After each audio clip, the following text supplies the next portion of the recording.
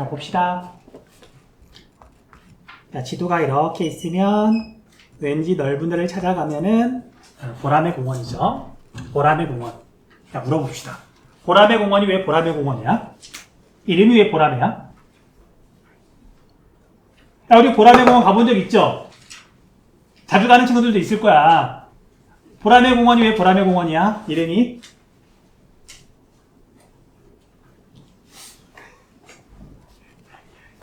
보라매 공원 그 자리가 원래는 공군사관학교 자리였어요. 그럼 공군사관학교의 상징이 매, 보라매였고, 그래서 이름이 보라매 공원이야. 그러니까 우리가 어떤 지역, 어떤 장소의 이름이 그냥 정해지진 않거든요. 그러지 않겠니?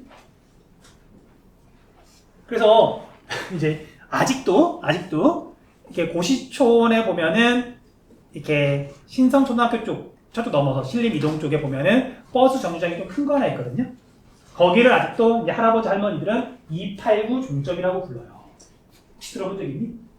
그러니까 지금은 버스가 4자릿수잖아. 물론 3자릿수 버스도 있지만, 근데 이 버스 체계가 바뀌기 전에 서울에서 승객이 정말 많은 버스 노선 중에 하나가 289-1번이라고 하는 버스가 있었어요.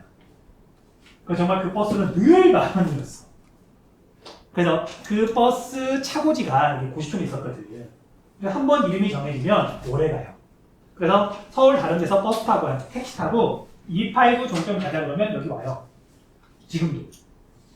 그러니까 이름이 한 번 정해지면 쉽게 안 바뀌어요. 쉽게 안 바뀌어요. 자, 아무튼 여기가 보라매 공원이고요. 나온 김에. 자, 그래서 여기에 봤더니 이거 본 기억나요? 비행기 같은 것들? 여기에 비행기가 있을까?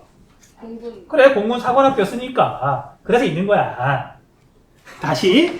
자, 그래서 보라매 공원에서 조금만 더, 어디 갔어? 여기 있다. 자, 여기 보면은 기상청 서울청사라고 써 있죠. 비행기 있는데 바로 왼쪽이 기상청이에요. 그러니까 알려주는 거야. 지금 우리 기후 배우니까. 참고로 나 같은 경우에는 이제 지리를 전공했잖아요. 대학생 때 수업 시간에 여기 견학을 갔다 온 적이 있어. 수업 시간에. 지리를 전공하게 되면 뭐 이런 일도 하고 그래요. 그러니까 나도 알고 있는 거지. 됐니? 나중에 가면은 친구들한테 설명해 주세요. 볼까? 자, 여기 보라매 공원 여기 트랙에서 이렇게 보면은요. 안테나 비슷한 거 있는 건물이 있어. 얘가 기상청 건물이야. 꼭 같이 간 사람한테 나중에 설명해 줘. 그리고 깨져. 항상 설명충은 찢어줘야 돼. 넘어갑시다.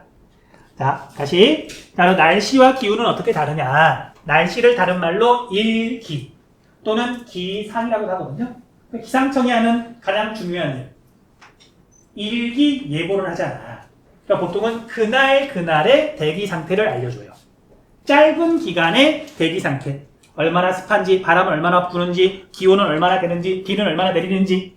이게 기상청이 하는 주요 일이잖아.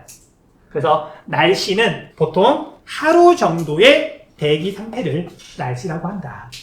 그럼 기후는 훨씬 긴 기간. 보통은 30년 정도 평균을 내서 기후를 말해요. 그러니까 예를 들어보면 우리나라 8월달만 놓고 보면 열대기후랑 똑같죠. 아까는 이제 다른 한국지리 반에서는 진도가 조금 빠르거든요.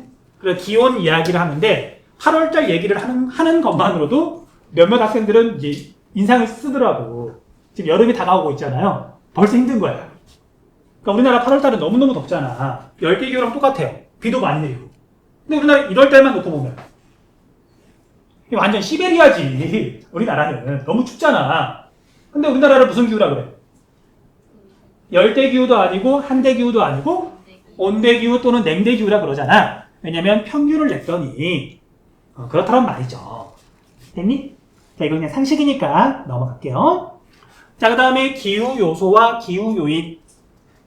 자, 기후 요소는 여기 나와 있는 것처럼 기후를 구성하는 대기 현상이에요. 그럼 우리가 무슨 기후라 그랬을 때 이걸 결정하는 성분. 자, 열대 기후는 왜 열대 기후지? 기온이 높아서. 기온이 높아서 대기의 상태, 그 기온이 기후 후 요소의 대표적인 거예요. 그 다음에 우리가 수분 기후, 건조 기후. 강수량이 얼마나 되냐, 습도가 얼마나 되냐, 이런 것들이 기후 요소고요. 기후 요인은 기후 요소가 지역에 따라 다르더라. 왜 다르냐? 그 원인을 기후 요인이라고 불러요. 자, 지구를 절반만 그릴게요. 이렇게 그렸더니 여기에서는 주로 열대 기후가 나타나요. 기온이 대체로 높아요. 그 다음에 이렇게 봤더니 여기는 냉대 기후가 나타나요. 대체로 기온이 낮아. 왜? 무엇 때문에? 햇빛을 덜 받아. 그래, 햇빛을 덜 받아서. 왜 햇빛을 받는 차이가 날까? 뭐가 원인일까? 태양. 여기랑 여기는 뭐가 달라서? 그래, 위도가 다르니까 태양부터 받는 에너지가 다른 거잖아. 그래서 위도가 다르니까 기후 요소가 달라지면서 기후가 달라지는 거잖아. 그래서 기후가 달라지는 원인을 기후 요인이라고 불러요. 뭐 어려운 건 아니고 어쨌든 우리가 서로 장소가 다르면, 위치가 다르면 기후가 다르다. 왜? 그 원인과 결과를 잘 따지면 돼요.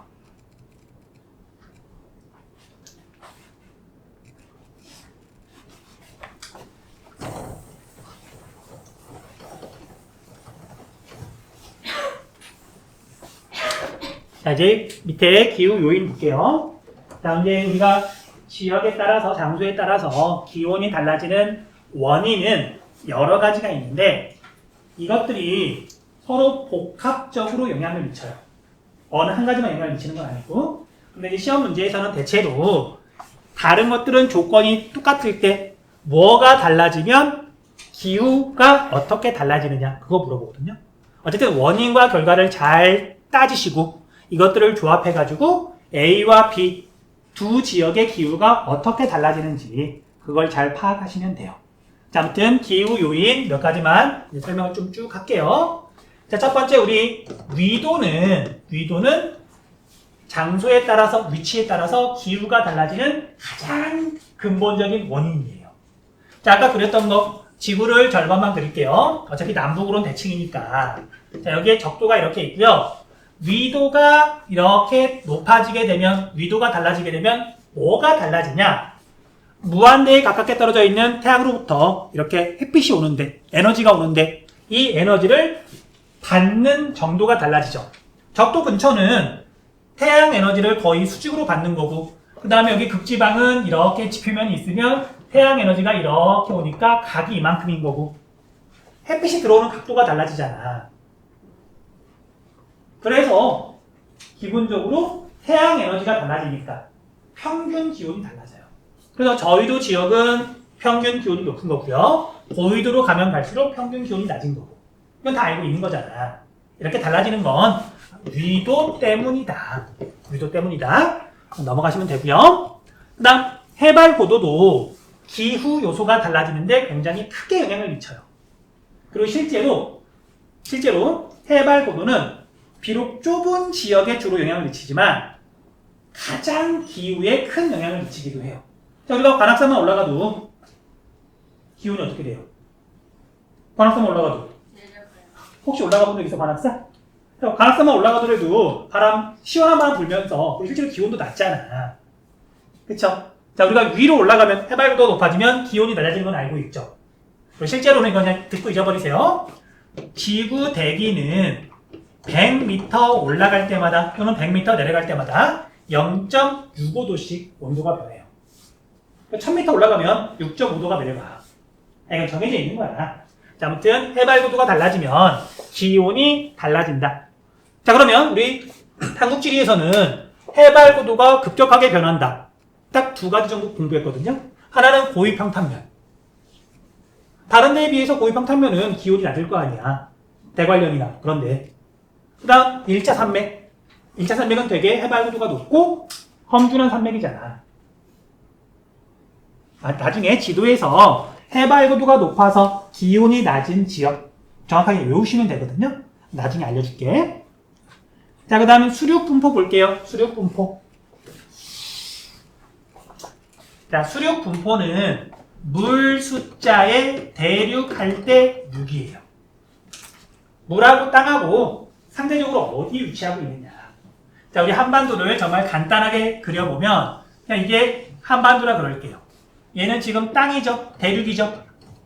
그 다음에 이쪽은 바다 물이잖아. 물인데 나머지 조건이 다 똑같을 때 위도 똑같고요. 해발고도 똑같고요. 나머지 조건 다 똑같을 때 1번하고 2번하고 이렇게 보면 어디가 더 온도가 빠르게 변할까? 1번하고 2번하고 어디가 더 온도가 빠르게 변할까? 제가 앞에서 했었잖아. 우리가 수리적 유치, 지리적 유치 할 때 그 해수욕장 예를 들면서 여름에 해수욕장을 가면은 바닷물의 온도가 높아? 아니면 모래사장의 온도가 높아? 모래사장의 온도가 더 높았었잖아. 그래서 데워질 때 땅이 더 빨리 온도가 올라가고요. 식을 때도 땅이 더 온도가 빨리 떨어진다 그랬잖아. 그러면 여름에는 땅 가운데가 온도가 더 많이 올라가고요. 바닷가 지역은 상대적으로 온도가 덜 올라가요. 물이 옆에 있으니까. 그 다음에 겨울에는 얘는 온도가 많이 떨어지고요. 얘는 상대적으로 덜 떨어져요. 그쵸? 그래서 가장 더울 때와 가장 추울 때 이 차이를 우리가 연교차라 그러는데 위도가 같을 경우, 그 다음 여기도 해발위도가 높지 않고 뭐 비슷할 경우 해안가 지역하고 내륙 지역하고 어디가 더 연교차가 크냐. 내륙 지역이 연교차가 더 크다. 물의 영향을 많이 받으면 받을수록 바닷가 지역일수록 연교차가 더 작다. 앞에서 공부했던 거잖아. 그 내용 이렇게 지금 정리가 되어 있는 거예요. 자, 읽어보시고요. 자, 그 다음에 지형에다가 강조 표시 좀 해놓으세요. 지형.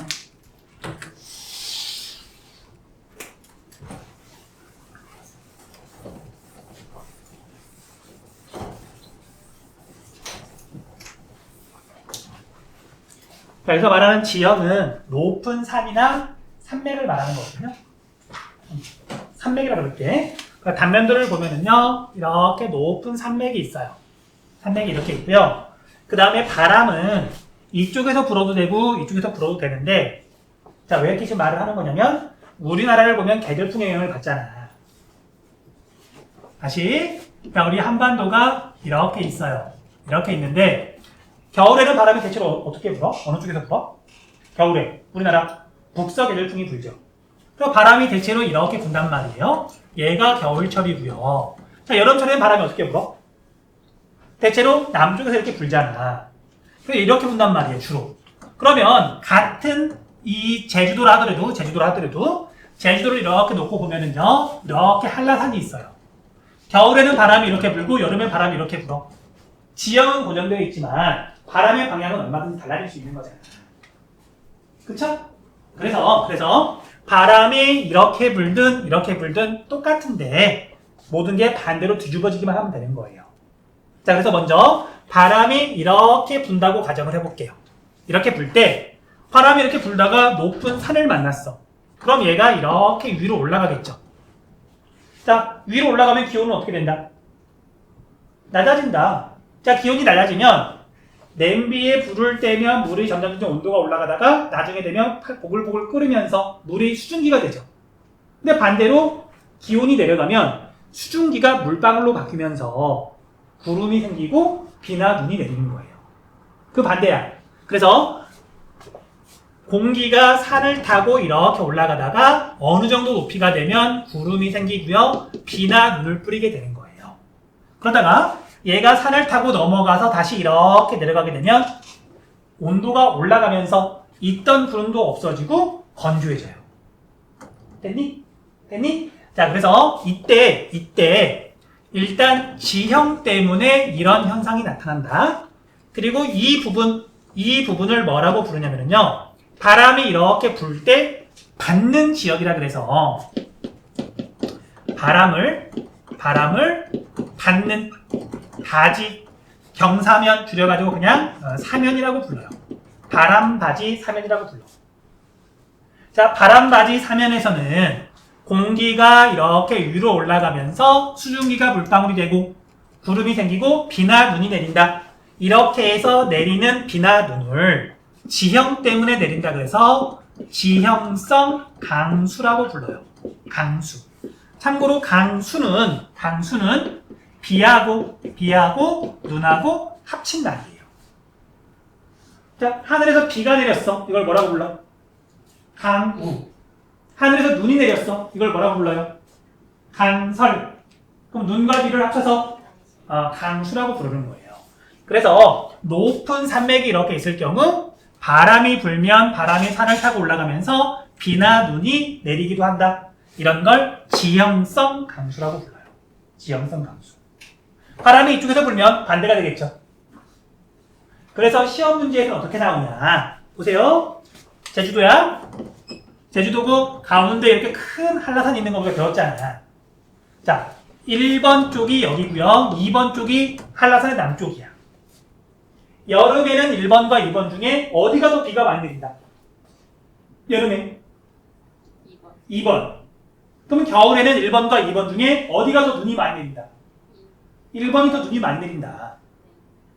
그러니까 어렵지 않아. 지형성 강수라고 하는 건 어쨌든 지형 때문에 눈이나 비가 내리더라. 어디에? 바람이 이렇게 불어오는 걸 맞는 쪽에, 바람 바지 쪽에 비나 눈이 내린다. 그렇게만 기억하시면 돼요. 됐니? 자, 지구과학 하는 애들은 습도가 몇 %인데 이렇게 봤더니 뭐 몇 미터부터 구름이 생겼다. 그리고 이렇게 타고 넘어갔더니 뭐 이렇게 몇 미터를 내려갔다. 그러면은 얘는 지금 기온이 몇 도나 되는가? 그런 걸 계산하고 있는 게 지구과학 하는 애들이고, 우리는 그냥 바람이 불어서 산을 타고 올라갈 때 비나 눈이 내린다. 이런 걸 지형성 강수라고 하더라. 그것만 알면 돼요. 넘어갈게요. 자, 해류 볼게요. 해류. 자, 해류에는 크게 난류하고 한류가 있는 건 알고 있죠. 자, 지구가 이렇게 있어. 절반만 그릴게요. 적도고요. 북극점이야. 자, 어떤 해류는 적도에서 멀어져요. 얘를 1번. 그 다음에 어떤 해류는 극에서 적도 쪽으로 흘러. 얘를 2번. 1번은 난류다, 한류다? 1번은 난류야, 한류야? 아니, 적도에서 시작을 했으니까 따뜻한 바닷물이 이렇게 극지방으로 가는 거잖아. 난류. 그래서 어느 지점에서 보면 적도에서 바닷물이 흘러오니까 따뜻한 바닷물이 흘러오는 거잖아. 얘는 난류고요. 그 다음에 얘는 극지방에서 적도 쪽으로 흐르잖아. 얘는 그래서 한류가 되는 거예요. 됐니? 자, 그런데 우리나라를 보니까, 자, 보자. 우리나라를 이렇게 보면은요. 잠시만요.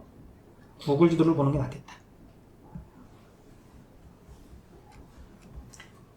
자, 우리나라를 보면, 우리나라가 북반구니까 적도에서 극지방으로 이렇게 난류가 흘러요.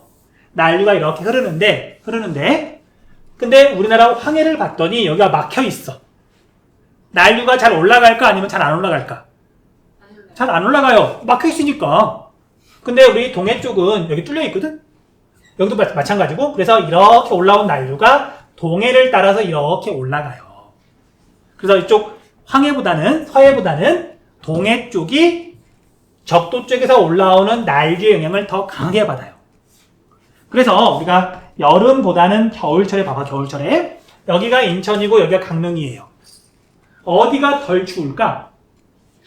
당연히 강릉이 덜 춥겠죠. 다른 주권은 다 똑같다 하더라도 따뜻한 바닷물이 이렇게 올라오니까 당연히 얘가 덜 추워요. 됐니? 그래서 해류도 기온에 영향을 미친다.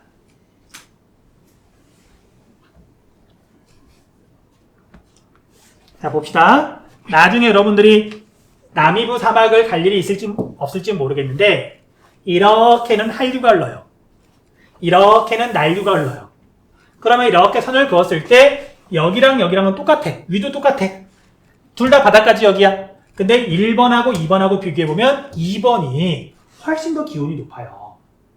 한류, 난류 다르니까. 어쨌든 우리나라는 동해 쪽으로 난류가 흐른다 라고만 알고 있으세요. 그 다음 마지막으로 해양 볼게요. 해양.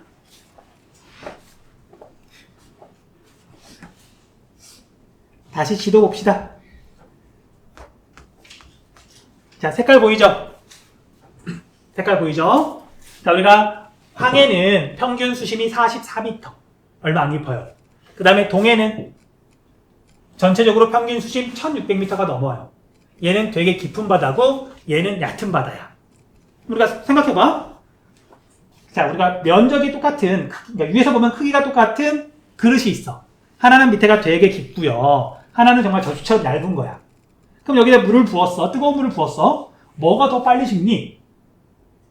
당연히 얕은 게 더 빨리 식겠죠. 물이 많으면 많을수록 온도가 느리게 변할 거 아니야. 자, 그래서 황해는 물이 별로 없고요. 동해는 되게 깊은 바다야. 그러면은 여름하고 겨울에 어디가 더 온도 변화가 적을까? 동해가 온도 변화가 더 적어요. 그래서 인천하고 강릉하고 이렇게 비교해보면요. 여름에는 강릉이 덜 더워. 바로 옆에 동해가 있잖아. 얘가 온도가 별로 안 변해. 여름에 별로 안 올라가고요. 겨울에도 별로 안 떨어져. 그러니까 여기 강릉은 여름에 별로 안 더워요. 그러면 겨울에는 인천하고 강릉하고 어디가 덜 추울까? 역시 강릉이 덜 추워요. 온도가 별로 안 떨어지니까. 자, 실제로 겨울에 이쪽은 뭐 1도, 2도까지 바닷물이 내려가거든요, 온도가. 근데 여기는 6도, 7도. 차이가 좀 나. 수심 때문에.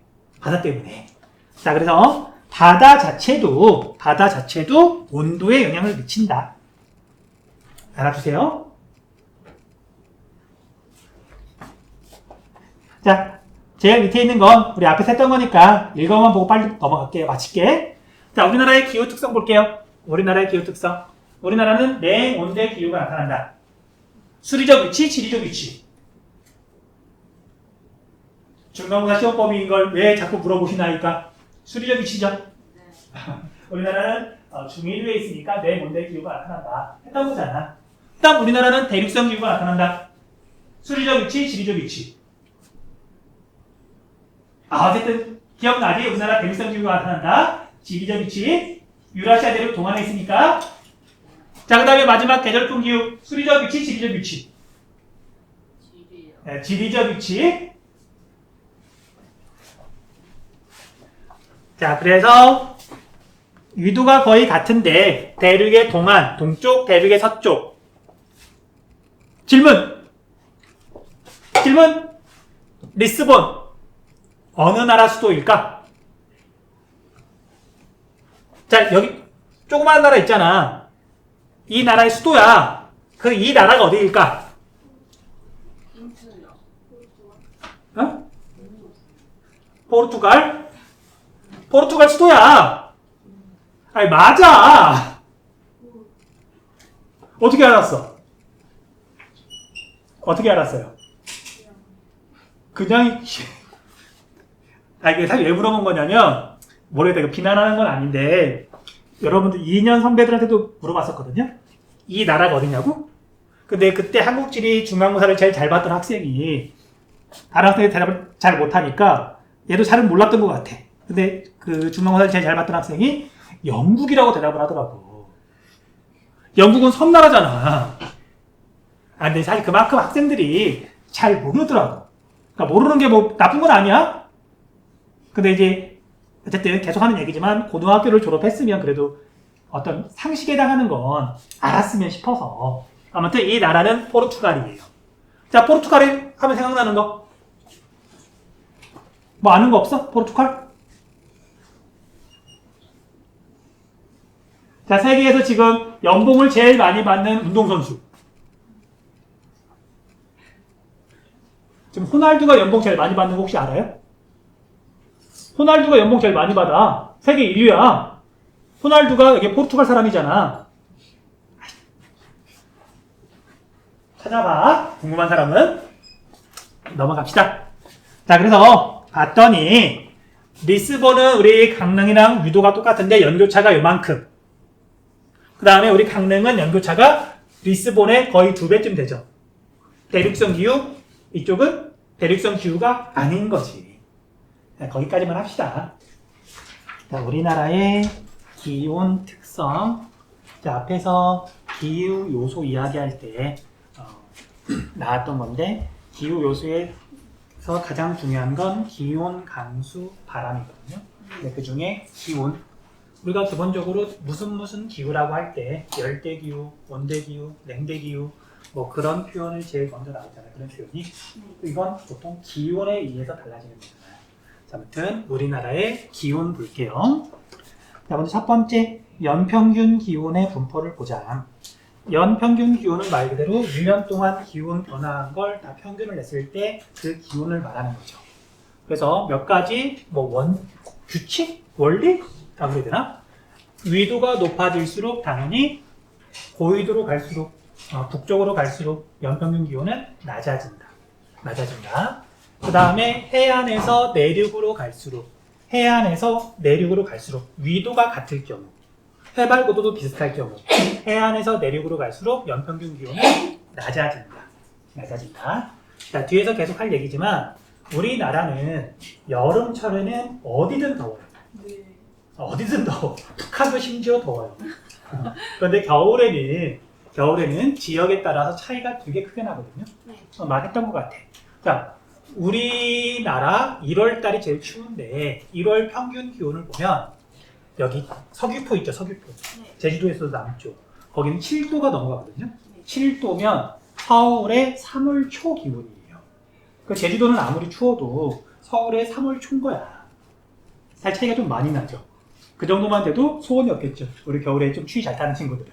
자, 아무튼 그래서 우리나라는 겨울의 지역에 따라서 기온 차이가 많이 나거든요. 그래서 겨울이 추울수록 연평균 기온이 낮아요. 그러니까 더울 땐 비슷해. 추울 때 차이가 크게 나. 그러면 추운 시기가 연평균 기온을 결정하는 거야. 뒤에서 나올 거니까 지금은 그냥 그렇게 넘어갈게요. 그 다음 같은 위도에서 동해안하고 서해안하고 비교해보면 여기에 있는 인천하고 여기에 있는 강릉하고 여기에 있는 군산하고 여기에 있는 포항하고 이렇게 비교를 해보면 서해안하고 동해안하고 어디가 더 연평균 기온이 높다. 자, 다시. 자, 서해안하고 동해안하고 어디가 겨울에 덜 춥다. 동해안이 덜 춥다. 난류가 흐르고 수심이 되게 깊어서 온도 변화가 별로 없다 그랬잖아요. 그래서 겨울에 덜 추우니까 연평균 기온도 더 높은 거예요. 자, 아무튼 그래서 위도가 같을 경우 비교를 하시면 돼요. 자, 기온 분포의 지역차 볼게요. 기온 분포의 지역차. 자, 1월 평균 기온을 봤더니 위도가 같을 경우 해안 지역보다 내륙 지역이 더 춥다. 해안 지역이 내륙 지역보다 덜 춥다. 우리 수륙 분포 지난 시간에 공부를 했었잖아. 네. 그래서 땅은 온도 변화가 크다 그랬죠. 물에 비해서. 그래서 겨울에 온도가 되게 많이 떨어져요.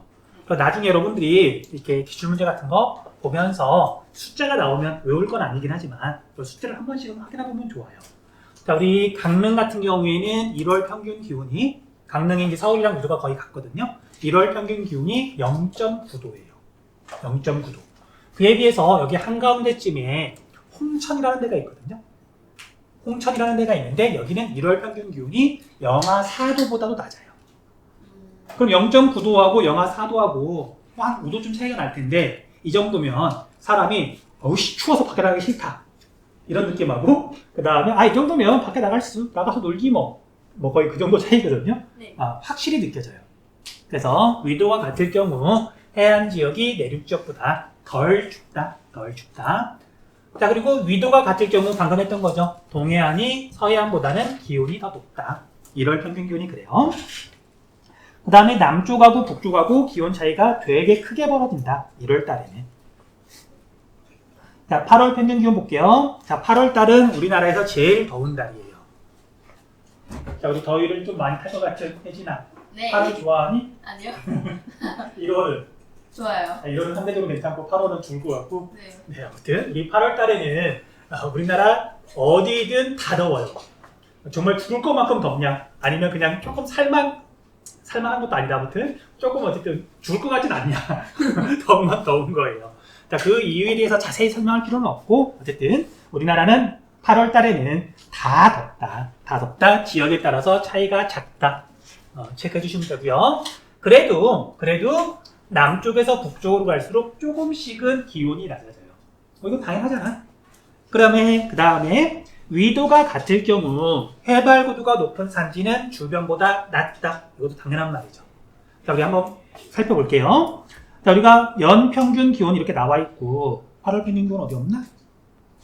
8월 평균 기온 뭐 여기 있네요. 자, 8월 평균 기온 한번 봐볼게. 자, 숫자를 잔뜩 적어놓긴 했는데 좀 이따 적어줄 거야. 자, 여기 봤더니 이렇게 동심원 형태로 돼 있고 가운데로 갈수록 기온이 낮아져요. 24도, 22도, 20도보다 기온이 낮겠네. 자, 여기가 어디일까? 써 있잖아요. 대관령, 고위평탄면, 해발고도가 높으니까 기온이 낮다. 그 다음에 여기 장수도 좀 체크 좀 해주세요. 자, 남부지방인데 여기 해안가 지역은 26도야. 그런데 여기는 지금 24도보다도 기온이 낮은 거거든요. 여기 장수는 소백산맥이 이렇게 있고요. 여기에 진안고원이라고 있어. 뭐 그 일대가 고위평탄면이거든요. 여기도 해발고도가 높아서 기온이 낮은 곳이에요. 다시 시험 문제에서 여기 튀어나온 곳 여기가 포항이거든요. 이렇게 선을 그으면 군산, 포항 여기가 거의 위도가 비슷하잖아요. 그래서 자주 물어봐요. 그리고 여기도 고위평탄면이어서 기온이 낮다. 체크 좀 해주세요. 그 다음에 기온의 연교차는 앞에서 했었죠. 1년 동안의 기온을 비교했을 때 그 차이가 어떻게 되느냐. 그래서 땅의 영향을 많이 받으면 연교차가 큰 거고 바다 영향을 많이 받으면 연교차가 작은 거고요. 그 다음에 남쪽에서 북쪽으로 갈수록 대체로 연교차는 커진다. 자, 아까 했던 거 그냥 응용이에요. 8월 달에는 기온 차이가 별로 안 나. 근데 1월 달에는 지역에 따라서 기온 차이가 크게 나. 그래서 1월 달에 제주도는 별로 안 추운데 북한 쪽으로 가면은요. 영하 막 16도까지 떨어지거든요. 평균 기온이. 자, 평균 기온이 영하 16도란 얘기는 밤에는, 새벽에는 막 영하 25도, 30도까지 떨어진다는 얘기고요. 낮에도 뭐 영하 5도, 뭐 영하 10도, 뭐 그 정도란 얘기예요. 그래서 북쪽으로 가면 갈수록 겨울이 무척 춥기 때문에 여름과 겨울의 온도 차이가 크다. 여름과 겨울의 온도 차이가 상대적으로 작다. 그래서 연교차는 북쪽으로 가면 더 커지고요. 그 다음에 위도가 비슷할 경우 해안에서 내륙으로 갈수록 더 커진다. 이게 글로 돼 있는데 어쨌든 이게 숫자를 좀 보고 정리하면 이제 조금씩 익숙해질 거예요. 자, 그래서 밑에 이제 숫자를 좀 적어놨는데 자, PR같이 한번 적어봅시다. PR같이. 자, 알고 적어야 돼. 자, 여기는 1월 평균 기온이고요. 여기는 8월 평균 기온이야. 그래서 우리나라 주요 지역별 1월 평균 기온과 8월 평균 기온을 이렇게 지금 적어놨고요. 얘하고 얘의 차이가 연교차죠. 자, 그리고 북한은 없어서 북한의 대표적인 지역 중강진만 이렇게 지금 적어놨거든요. 중강진은 어디냐면요. 여기가 중강진이에요. 북한에서도 이렇게 중국 있고 이렇게 러시아가 있잖아요. 그래서 여기가 정말 땅의 한가운데야. 여기가 우리나라에서 연교차가 제일 큰 곳이에요. 그래서 남한은 좀 자세히 좀 적어준 거고 북한은 여기 중강진만 이렇게 좀 적어놨어요. 자, 우리 하나씩 살펴봅시다. 자, 1월 평균 기온 볼게요. 1월 평균 기온. 자, 어디부터 봐야 되냐면 서울부터 봐야 돼. 우리가 살고 있는 곳이니까. 그리고 서울이 우리나라의 거의 중간쯤에 있잖아요.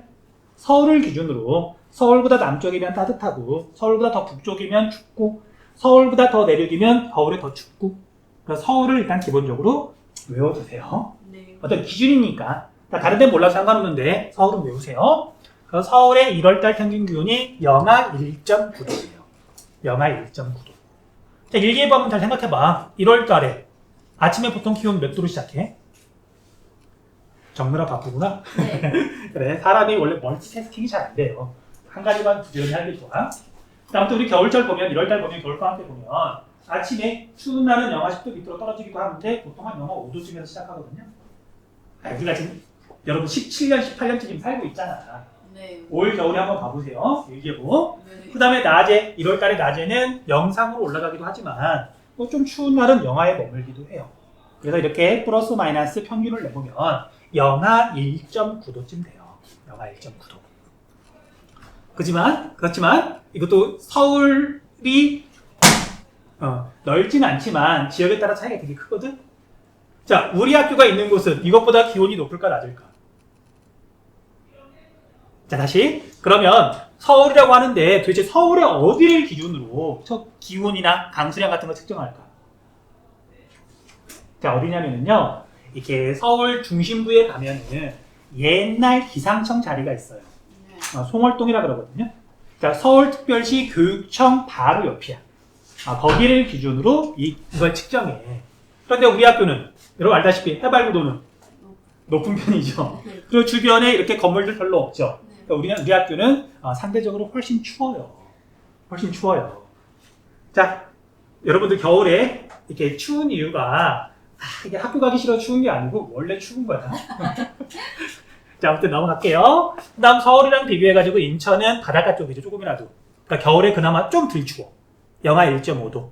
자, 얘는 숫자는 그렇게 중요하지 않아요. 서울보다는 조금 덜 춥다. 그렇게 알고 숫자를 적어야지. 그 다음 내륙으로 갈게요. 여기 홍천은 영하 4.8도. 서울보다는 확실히 많이 추워요. 그 다음 이렇게 가가지고 강릉 0.9도.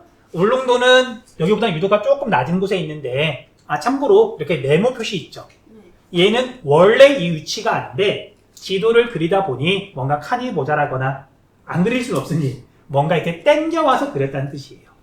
그리고 독도도 마찬가지잖아. 네. 자, 그래서 울릉도는 바다로 둘러싸여 있고 강릉은 절반은 땅, 절반은 바다잖아요. 그래서 울릉도가 바다 영향을 더 많이 받아서 겨울에 덜 추워요. 여기는 그래서 1.7도죠. 그 시험 문제에서는 이렇게 선을 긋고 많이 물어보거든요. 위도가 비슷한데 기온을 물어본단 말이야. 자, 여기 대관령은 해발고도가 높아서 영하 6.9도 평균. 믿거나 말거나 대관령의 평균 기온은 러시아의 수도인 모스크바랑 비슷해요. 자, 우리 역사 좋아하는 친구들 모스크바, 나폴레옹도 그렇고 히틀러도 그렇고 모스크바 이렇게 점령하겠다고 이렇게 갔다가 실패요. 실패했잖아. 왜? 추워서. 너무 추워서. 자, 모스크바가 많이 추운 건 사실 아니긴 한데 어쨌든 우리나라 대관령 정도면 모스크바랑 비슷해요. 모스크바랑 비슷해요. 자, 그래서 여기 같은 위도, 비슷한 위도는 어쨌든 서울을 기준으로 훨씬 더 춥다. 대관령은 해발고도가 높으니까 엄청 춥다. 뭐 그렇게 기준 잡아가지고 이렇게 정리해 두시면 돼요. 그 다음 남쪽으로 갈게요. 우리나라에서 제일 따뜻한 서귀포. 제주에서 북쪽은 제주시, 남쪽은 서귀포시거든요. 여기는 보면 7.2도라고 되어 있죠. 그 기후 그래프를 보는데 1월 평균 기온이 5도가 넘어. 그럼 무조건 제주도예요. 제일 따뜻하니까 우리나라에서 알아두시라고요. 그 다음에 중강지는 영하 15.9도. 아까 말했던 것처럼 낮에는 그나마 조금 덜 추운데 새벽에는 밤에는 막 영하 25도, 영하 30도까지 떨어지니까 지금도 그런 동네가 있더라. 한반도가 남북으로 되게 길잖아요. 남북으로 이렇게 기온 차이가 많이 나는 거죠. 그 다음 8월 평균 기온 볼게요. 8월 평균 기온. 자, 우리 8월달 일기예보 한번 봐보세요. 자, 요즘은 기온이 조금 더 올라서 망할 그 지구 온난화 때문에 더 더워졌죠. 작년 혹시 기억나니? 작년에는 얼마만큼 더웠을까? 우리나라에서 기상 관측한 이래 가장 더운 날이, 더운 해가 작년이었잖아요. 알아? 기억나? 사람의 망각의 동물이라고 잊어버려야 또 여름도 맞고 그러지. 작년 기억 그대로 있으면 여름 끔찍해서 이렇게 못 기다려요. 아무튼 작년에 엄청 더웠거든? 기억나? 네. 진짜 어마어마하게 더웠어요. 자, 아무튼 그래서 최근으로 갈수록 더 더워져서 좀 문제긴 한데 30년 동안 평균을 낸 거잖아. 그럼 26.1도란 얘기는 새벽에는, 밤에는 그래도 25도 밑으로 기온이 좀 떨어져서 뭐 한 22도, 23도. 한낮에는 30도를 넘어가기도 하고. 근데 요즘은 30도 넘어가는 건 우습고 35도도 그냥 넘어가죠. 네. 아무튼 이건 30년 평균이다. 자, 그래서 26.1도예요. 26.1도. 그런데 인천을 봤더니 서울보다 조금 낮죠. 왜냐면 바닷가니까.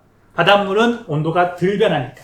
느리게 변하니까. 그래서 서울보다는 조금 덜 덥다. 그 다음에 여기 홍천은 24.7도인데 이제 학생들이 물어봐요. 아니 선생님 여기가 땅 한가운데인데 서울보다 더 더워야 되는 거 아니에요? 라고 물어본다고. 그런데 이제 크게 두 가지 이유가 있거든요. 내륙은 해발고도가 해안가보다는 높죠.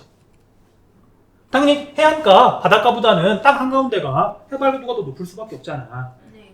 그리고 이제 조금 이따가 공부할 건데 여기는 거의 시골 지역이라서 이렇게 태양으로부터 가는 에너지 말고 사람들이 활동하면서 만들어내는 그 열 에너지가 있거든요. 자, 서울 같은 경우에는 자동차 되게 많아요. 에어컨 되게 많이 틀어. 자, 우리 에어컨 실외기 옆에 지나가면 어때요? 가뜩이나 더운데 그냥 응? 살인 충동이 막 올라오기도 하잖아요. 근데 시골 동네는 그런 열이 별로 없는 거예요. 그래서 얘가 서울보다는 여름철에 덜 덥다. 그래서 얘는 잘 안 물어봐. 여름 기온은 잘 안 물어봐요. 일단 일반 원리하고 좀 다르니까. 그 다음에 대관령 한번 볼게요. 22도, 20도, 20도보다 낮아. 19.7도예요. 대관령의 8월 평균 기온은. 자, 19.8도면 우리나라 5월 말, 서울의 5월 말, 6월 초 기온이거든요. 딱 요맘때야. 나중에 고등학교 졸업하면 있잖아요.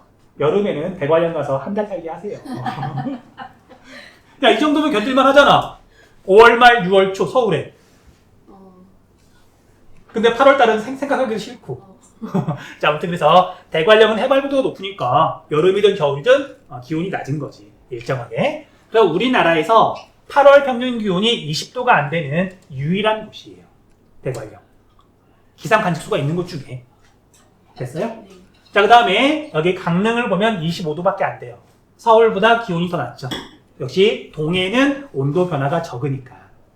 그 다음에 울릉도는 23.8도예요. 마찬가지야. 여기는 정말 바다 한가운데 있으니까, 깊은 바다 한가운데 있으니까 여름에도 별로 안 더운 거예요. 됐어? 그 다음 제주도 볼게요. 27.2도. 서울보다 더 덥고요. 그 다음 자, 여러분들 여름에 기온이 높아서 더 힘드니 아니면 습도 때문에 더 힘드니? 아니, 한숨 쉬지 말고. 야, 여름에 기온 때문에 더 힘들어? 습도 때문에 더 힘들어? 습도인 것 같아요. 보통 습도 때문에 훨씬 힘들어해요. 제주도 섬이죠. 기온만 보면 안 된다. 서울보다 훨씬 덥다. 그래서 한 달 살기는 제주도는 겨울에 가시고요. 여름에 갔다가 밖에도 못 나가보고 그러지 말고. 자, 그래서 여름에는 대관령 가서 사시고요. 겨울에는 제주도 가서 살다 와. 나중에. 자, 다음 중간기는 북쪽 끝이긴 한데 22.9도죠.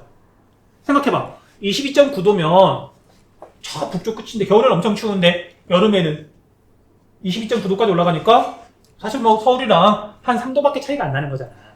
아까 말했던 것처럼 우리나라는 8월 달에는 전국 어디나 다 덥다. 대관령 빼고. 자, 이건 넘어가고요. 네.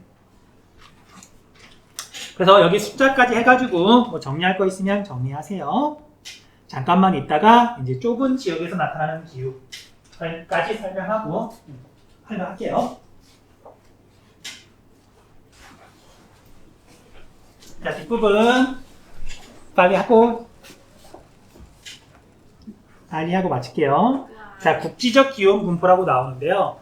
국지라는 말은 좁은 지역이란 뜻이에요. 자, 이거 원래 전쟁 용어거든요. 자, 우리라기보다는 A랑 B랑 싸우는데 서로 싸우는 경계선, 이걸 뭐라고 그러죠? 전선이라고 그래요. 그래서 전체 전선에 걸쳐서 A랑 B랑 정말 온 힘을 다해서 다 싸워. 이걸 전면전이라고 해요. 근데 전면전 말고 좁은 지역에서 그냥 티격태격하는 거, 이런 걸 국지전이라고 그러거든요. 혹시 들어본 적 있니? 네. 그럼 이 국지라는 말이 좁은 지역을 뜻하는 말이에요. 혹시 이런 말 들어본 적 있니? 소나기는 소나기인데 국지성 소나기. 원래 소나기는 넓은 책에 내리지 않아요. 그래서 좁은 지역에 내리는 소나기를 국지성 소나기라고 불러요. 자, 아무튼 그래서 국지적 기온 분포는 좁은 지역에서 나타나는 독특한 기온 현상이다. 자, 두 가지를 공부할 건데 첫 번째 기온 역전현상 볼게요. 기온 역전현상. 자, 이건 내가 빠르게 좀 설명할게요. 자, 여러분들 우리가 지구의 대기권을 보면 몇 개의 층으로 구분하죠. 우리가 지금 살고 있는 지표면이랑 가까운 이 대기층을 뭐라고 불러? 자, 객관식 대륙권, 성층권, 중간권, 열권. 대륙권이라고 하죠. 자, 그래서 우리가 살고 있는 곳은 대륙권이에요. 지표면이 이렇게 있으면 우리가 알고 있어. 이렇게 위로, 대륙권 안에서 위로 해발고도 높아지면 기온은 어떻게 된다? 낮아진다. 자, 이쪽은 그냥 해발고도 고도라고만 적을게요. 그 다음에 이쪽이 이렇게 기온이라 그런다면, 자, 기본적인 대기의 온도 분포는 위로 올라갈수록 해발고도가 높아질수록 낮아져요. 됐니? 자, 자, 그럼 다시. 자, 이게 대기의 기본 상태야. 대륙권의 기본 상태야. 자, 이 대륙권은 기본적으로 안정된 상태다, 불안정한 상태다. 안정, 불안정은 뭐 아는 단어죠. 네. 안정돼 있다, 가만히 있으려고 그래. 안정돼 있으니까. 불안정하다, 계속 뭔가 섞이려고 그래. 계속 움직이려고 그래. 그쵸? 대기라는 말 자체가 계속 본다는 얘기잖아. 그럼 대기는 기본적으로 불안정해요. 그래서 위로 올라가면서 구름이 생기고 비도 내리고 하는 거고요. 그리고 바람도 부는 거고. 됐니? 네. 자, 이게 기본 상태인데 어떠한 이유에서든 해발부가 높아지는데 기온이 올라가는 현상이 벌어지기도 해요. 그러니까 좁은 지역에서 어떤 특정한 조건에서만. 됐니? 그래서 자, 이 부분 자, 해발구도가 높아지는데 기온이 올라가요. 그러면 여기 높이까지는 이 부분에서는 대기가 안정 상태로 바뀌면서 위아래가 섞이지 않는다. 이게 핵심 포인트야. 됐죠? 네. 자, 그러면 얘는 아까 조건이라 그랬잖아요. 조건.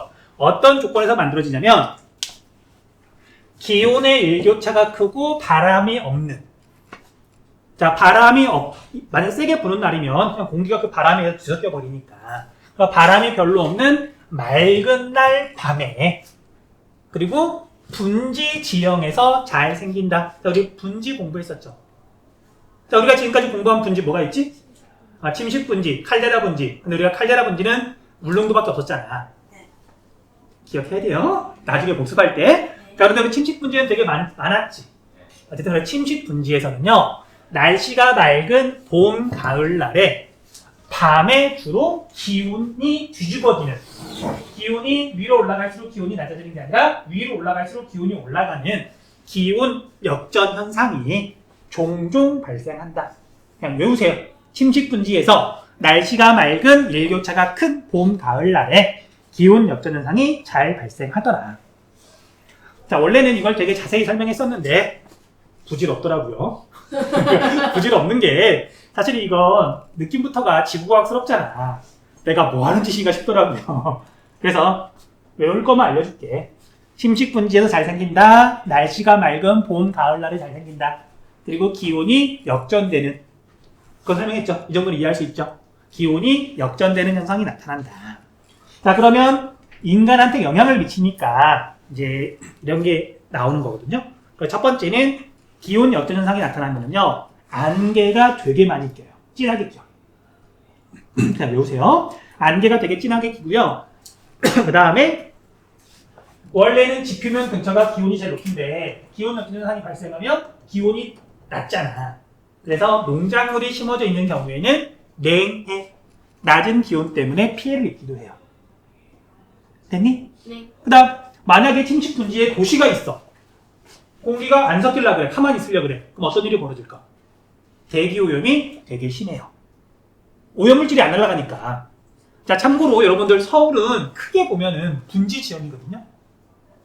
혹시 알고 있었니? 아니요. 자, 여러분들 나중에 남산 꼭 한번 올라가 보세요. 그리고 혼자 올라가지 마. 거기 꼭 커플끼리 가야 되는 거다. 아씨, 올라갈 수 있는 애들이 별로 없구나. 자, 올라가 보면 이렇게 사방을 둘러보잖아요. 그러면 서울 중심부에 남산이 있고요. 사방으로 이렇게 산이 쭉 둘러싸여 있어. 그러니까 서울은 크게 보면 분지야, 분지. 자, 그래서 여러분들 집에 할아버지 할머니랑 혹시 같이 사는 사람 있어? 자, 할아버지 할머니들 중에 혹시 새벽에 운동 좋아하시는 분 있니? 말리세요. 서울에서는 새벽에 운동하는 거 아니야? 밤 사이에 쌓인, 특히 봄, 가을에는 밤 사이에 쌓인 오염물질이 지표면 근처에 잔뜩 쌓여 있거든요. 근데 잘 모르시면 그 새벽에 운동 나가가지고 뭐 산책을 가든 달리기를 하러 가든 그 오염된 공기를 마시면서 야, 기분 좋다, 신선하다 그러고 있단 말이야. 그러는 거 아니야. 서울에서는 분지 지역에서는 기본적으로 운동을 하려거든 오후 시간대에 해야 돼요. 오후 시간대. 자, 이거에 대해서 혹시 궁금하면 검색 엔진으로 검색해서 한번 찾아보세요. 기온 역전 현상. 자, 아무튼 그래서 대기 오염이 심해질 수 있다. 체크하시고요. 그 다음 열섬 현상 볼게요. 열섬 현상. 열섬은 지표면에 열의 분포를 봤더니 어느 지역만 유난히 열이 많이 모여 있더라. 이런 걸 열섬 현상이라고 불러요. 자, 단면도 한번 그려볼게요. 자, 이렇게 지표면이 있고요. 지표면이 이렇게 있고요. 이렇게가 지금 기온이야. 기온이야. 지금 단면도야, 단면도. 봤더니 다른 데에 비해서 어느 지역은 거기만 이렇게 기온이 높아요. 그래서 바다에 있는 섬처럼 기온이 높다, 열이 모여 있다, 이런 걸 열섬 현상이라고 불러요. 열섬 현상. 단어는 좀 알아주세요. 네. 자, 알아둬야 되고, 여러분들이 살고 있는 서울에서 굉장히 심하게 나타나기 때문에, 그리고 인간한테 피해를 주기 때문에 알고 있어야 돼요. 알고 있어야 돼요. 자, 볼게요. 도시 중심부의 기온이 주변 지역보다 높게 나타난다. 여기가 도시의 중심이에요. 도시의 중심을 도심이라고 하거든요. 도심. 도심이고요. 여기는 주변 지역이라고 해도 좋고, 아니면 서울 바깥쪽 촌락 지역이라고 해도 좋아요. 네. 자, 이쪽도 마찬가지로 주변 지역이고. 자, 그러면 여기는 왜 다른 데에 비해서 열이 많아서 기온이 높을까? 그래. 자, 여기 나와 있는 것처럼 원인은 건물, 공장, 자동차, 아파트, 기타 등등에서 에너지를 쓰면 그 에너지는 결국 열로 바뀌어서 나오죠. 그건 알고 있죠? 네. 그래서 모든 에너지는 결국 나중에 열로 바뀌어서 나오는 거잖아요. 그래서 사람이 많이 살고 에너지를 많이 쓰니까 도심 지역에서 인공열이 많이 발생해요. 인공열이. 자, 이게 첫 번째 이유고요. 그 다음 두 번째, 세 번째는 시험에서 물어보진 않는데 그냥 상식에서 알려줄게요. 자, 여러분들 자연 상태하고 서울 같은 대도시하고 뭐가 다르냐면 자연 상태에서는 나무나 풀이 되게 많죠. 네. 그럼 햇빛을 받으면 에너지를 받으면 식물들이 광합성 작용을 해요. 그러니까 에너지를 사용한단 말이야. 네. 그런데 도시 상태에서는 햇빛이 땅에 닿으면요 그대로 땅 지하로 흡수가 됐다가 해가 지면 밤에 스물스물 올라와요. 그래서 우리 이렇게 도시 지역은 밤에 여름에 이렇게 해도 없는데 이렇게 지나가면 열기가 막 있어 올라오는 거 혹시 느껴지니? 네. 네. 네. 되게 힘들잖아. 그래서 이런 아스팔트로 덮여 있다는 거 그리고 식물이 별로 없다는 거 그것 때문에 주변 지역보다 온도가 꽤 높아요. 꽤 높아요. 그래서 심하게 차이가 날 때는 잘 보세요. 봐봐. 이것도 되게 중요한 거야. 나중에 괜히 서러울 수 있어. 자, 너무 서러워하지 말라고 알려주는 거야. 자, 겨울철에 특히 겨울철에 바람이 별로 안 부는 겨울날 있죠. 그래서 서울의 중심 부근은 예를 들면 영하 2도쯤 된다고 한번 가정을 해볼게요. 그러면 서울의 가장자리 우리 학교로 생각해도 좋아요. 우리 학교 주변 보면은 이렇게 사람도 많이 없고 이렇게 나무들 많이 있잖아. 그래서 서울의 주변 지역은 막 영하 13도 이렇게 떨어져요. 한 10도까지 막 차이가 나기도 해. 그리고 서울을 아예 벗어나면 이게 정말 시골 지역 있잖아요. 그럼 여기는 막 영하 15도, 막 영하 20도 가까이 떨어지기도 하고 그래. 물 가서 살아야겠다. 자, 그 얘기를 하려는 게 아니고 네. 자, 애들 마음 상태면 안 되는데. 자, 이제 학생들 중에 어쩔 수 없이 서울에서 좀 떨어진, 그러니까 그렇다 아주 지방도 아니고 뒷서도 아니고 집에서 통학을 하긴 하는데 좀 멀리 가는 친구들이 있어. 그런 친구들이 겨울에 학교를 갈 때 있잖아. 왠지 이상해. 집에서 출발할 때는 그렇게 안 추웠는데 서울을 벗어나서 한참 가서 학교 앞에 내렸더니 대중교통에서 내렸더니 추운 거야. 이거 마음이 추워서 그런 거 아니다? 실제로 서울에서 벗어나면 겨울에 되게 추워요. 그래서 할 수만 있다면 또 다른 조건이 맞는다면 서울에 있는 대학 가세요. 자, 여러분들이 그랬으면 좋겠어. 그러니까 서울 벗어나면 마음만 추운 게 아니고 실제로 더 추워. 자, 아무튼 이런 걸 열섬 현상이라고 한다. 됐죠? 네. 열섬 현상.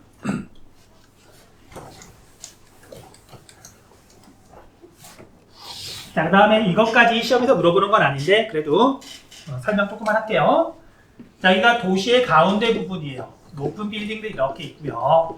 사람들도 많이 살고 그 다음에 주변 지역은 이렇게 나무 같은 것들이 많이 있고요. 그러면 기온 분포가 지금 이렇게 되잖아. 그러면 전체적으로 바람이 안 불 때 여기가 1번이고요. 그 다음에 여기가 2번이야. 1번과 2번은 지금 에너지가 다르죠. 열 에너지가 다르잖아. 열은 많은 데서 기온은 높은 데서 낮은 데로 열 에너지가 이동해. 그럼 어떻게 이동할까? 공기니까 대류 현상으로.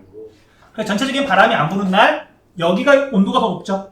그럼 온도가 높으면 상승기류 이렇게 퍼지고요. 이렇게 퍼지고요. 다시 이렇게 돌아와요. 그래서 서울 같은 경우에는 겨울에 며칠 정도 바람이 안 분다. 그러면 점점 공기가 이렇게 지저분해지면서 며칠쯤 지나면 앞도 잘 안 보여요.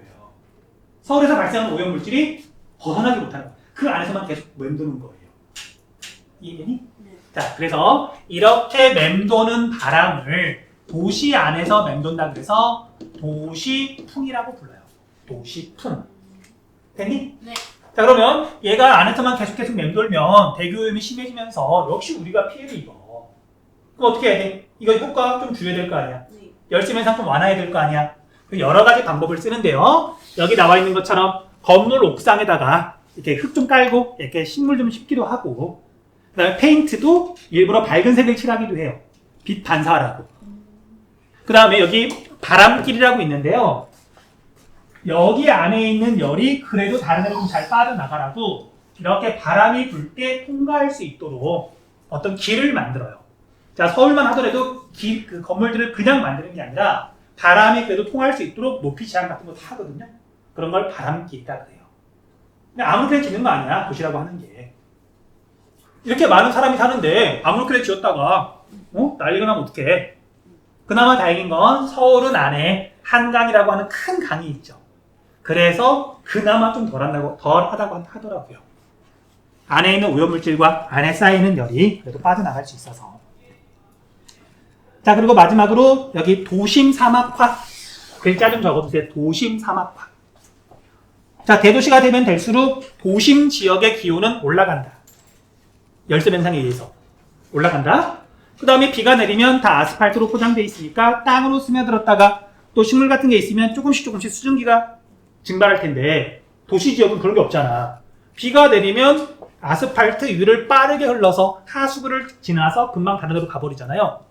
도시 지역은 비가 올 때 잠깐만 습도가 높고 금방 건조해져요. 그래서 기온은 올라가고 그 다음에 점점 건조해진다. 사막이잖아요. 그걸 도심 사막화 현상이라고 불러. 그래서 자연 상태라고 한다면 이끼 같은 게 막 살아야 되는데 서울 중심부에는 이끼도 별로 없어요. 기온은 높고 건조하니까. 어쨌든 이런 걸 너무 심해지면 생태계가 뭔가 이제 혼란이 일어나니까 이런 걸 좀 줄이는 쪽으로 많은 노력을 하고 있더라. 자, 오늘 여기까지 할게요. 감사합니다. 네.